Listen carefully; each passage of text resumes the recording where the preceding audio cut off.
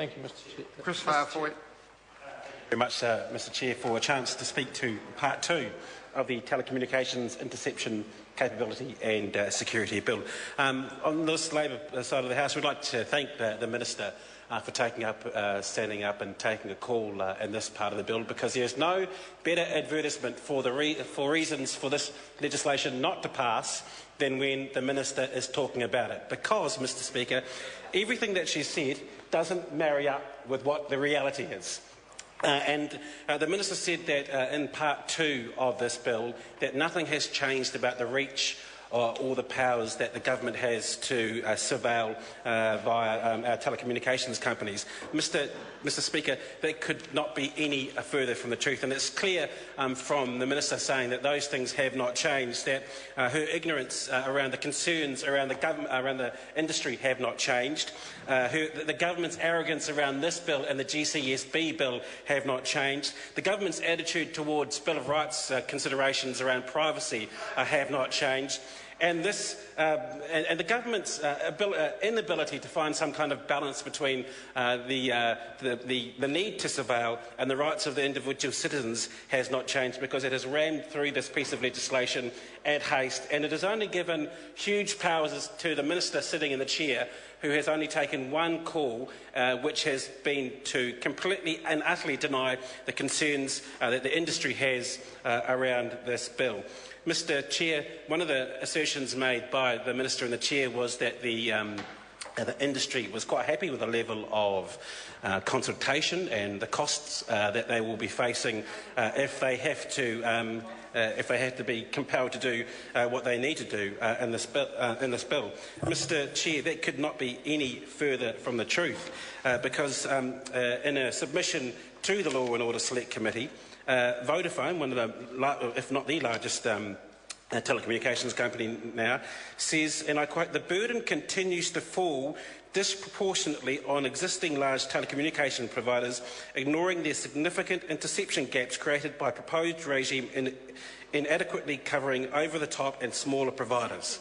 So, Mr. Chair, there you have it. The Vodafone are saying that there is going to be huge cost implications to them, and the Minister completely and utterly denied that. Later on in their submission to the Select Committee, Mr. Chair, they also went on to make a point around network security, that the proposed approval process does not represent a significant compliant cost to network operators. In order to further government objectives, network operators should be fully compensated for these additional costs. So there will be costs to the network operators in this bill. Vodafone have said that within their submission to the Select Committee, but you didn't hear that, Mr. Speaker, from the Minister during her contribution to Part 2. Mr. Chair, there also were concerns from the industry around the lack of consultation in this piece of legislation, and my colleague Claire Curran has a supplementary order paper to bring in a measure for that, and I'll come to that later. But I do want to show you, or those at home, and read out the regulatory impact statement, which part of the RIS which pertains to industry consultation. It says, in developing the above proposals, information withheld telecommunications industry members were consulted. So it's a very small gap where this is information withheld. So it seems like there weren't many consulted.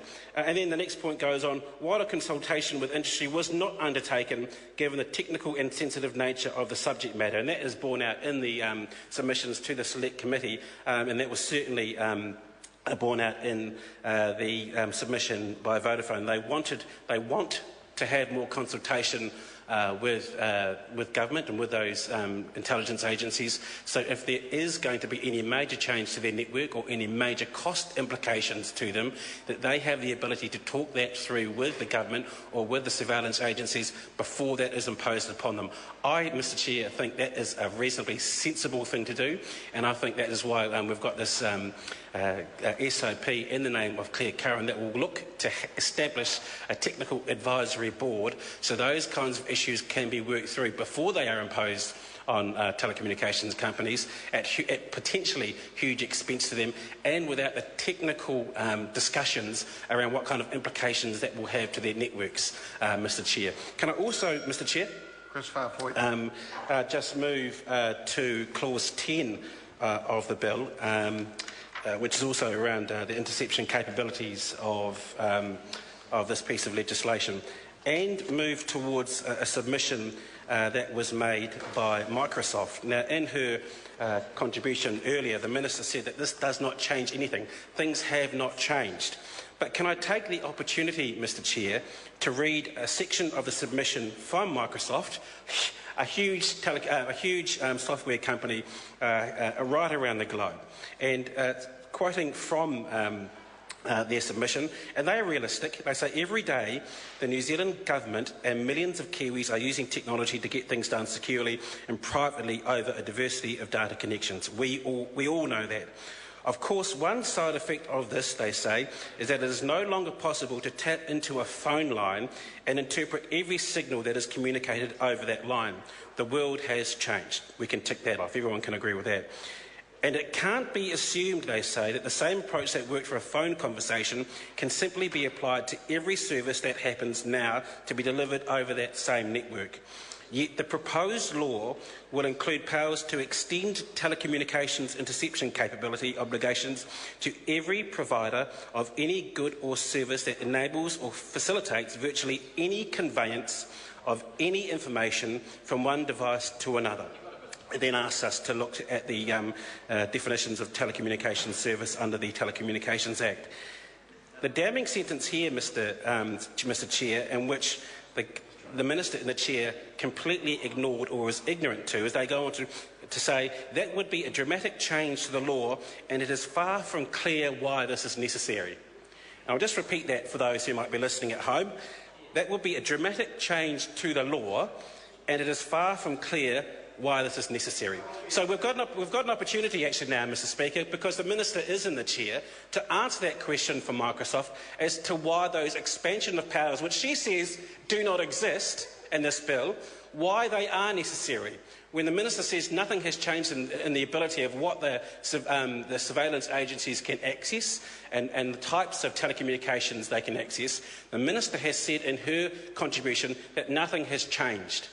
Microsoft, not a little company in a back shed in Hokitika, sorry Mr O'Connor, are saying that this is a huge change in the law.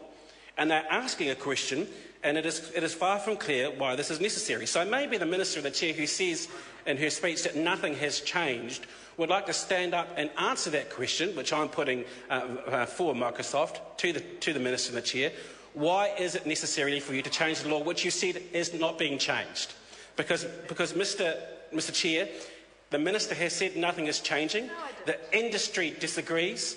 She's exasperated. She's taken one call.